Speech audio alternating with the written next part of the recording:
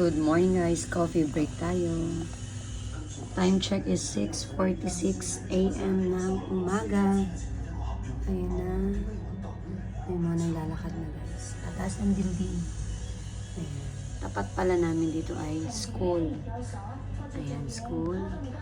Doon naman sa baba, sa tabi niya ay yung park para sa mga matatanda or may gustong mag-exercise. Ayan guys, ayan. Gusto mag-exercise sa morning. Then, doon sa kabila ay Children's Park. Yung mga puno na yan. Children's Park yan, guys. Doon sa kabila.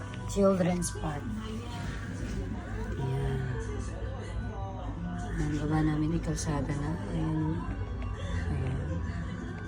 Ayan, guys. So, day 2 in Hong Kong, guys. Ano naman kaya ang aming itinerary or pupuntahan namin dahil birthday po ni Elise ngayon. Ayan. Happy birthday Ate Elise. 7th birthday here in Hong Kong niya. Ayan. To celebrate. Okay guys, later na lang ulit and magko-coffee pa ako. Bye!